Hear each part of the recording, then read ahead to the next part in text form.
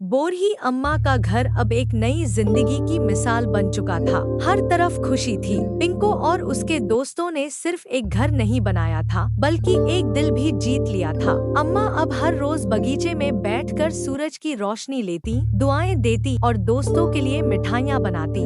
लेकिन एक दिन जब सब दोस्तों ने जंगल की सफाई और छोटी छोटी मददों में अपना दिन गुजार दिया था, तभी पिंको ने गिल्ली से कहा, चलो अम्मा से मिलकर चलते हैं। दोनों मुस्कुराते हुए घर की तरफ बढ़े, लेकिन जैसे ही वहां पहुंचे, देखा कि घर का दरवाजा खुला है और अम्मा गायब हैं। पिंको का दिल तेजी से धड़कने लगा। गिल्ली, अम्मा कहाँ चली गईं? सब दोस्तों को तुरंत बुलाया गया। हरी हिरण ने जंगल की मिट्टी पर अम्मा के कदमों के निशान देखे। वो जंगल के पुराने रास्ते की तरफ गई है। हरी ने कहा। सबने तुरंत पीछा किया। रास्ता घना था और हवा में एक अजीब सी खामोशी थी। फिर अचानक एक पुरानी टूटी फूटी झोपड़ी नजर आई, जहाँ एक औरत अम्मा के सामने झुकी हुई थी। लेकिन वो अम्मा कुछ अलग लग रही थी। लोमी लोमड़ी ने धीरे से कहा, ये तो वो बुढ़िया औरत है ही नहीं जिसे हम जानते हैं। पिंको आगे बढ़ा और जोर से पुकारा, अम्मा। औरत ने मुस्कुराते हुए उनकी तरफ देखा, फिर अचानक खड़ी हो गई। उसका रंग चमकने लगा, कपड़े बदल गए और वो एक रोशनी में बदल गई। सब हैरान रह गए। औरत ने कहा, मैं असल में एक परी हूँ। मुझे एक इम्तिहान के लिए दुनिया में भेजा गया था।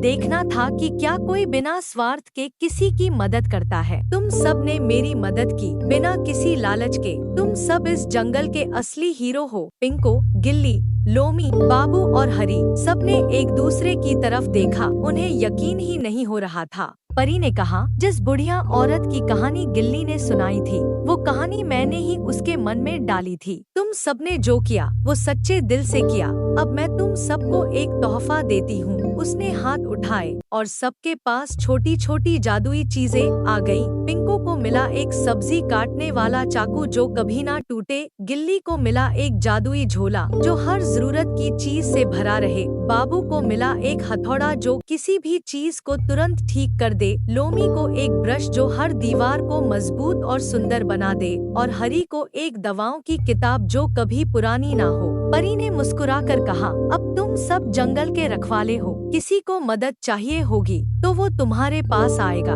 और फिर वो रोशनी बनकर आसमान में गायब हो गई। पिंको ने सबकी तरफ देखा और कहा, तो ये सिर्फ एक मदद का काम नहीं था, ये एक राज था और अब एक नई जिम्मेदारी भी। सबने हाँ में सिर हिलाया और एक नया सफर शुरू हुआ।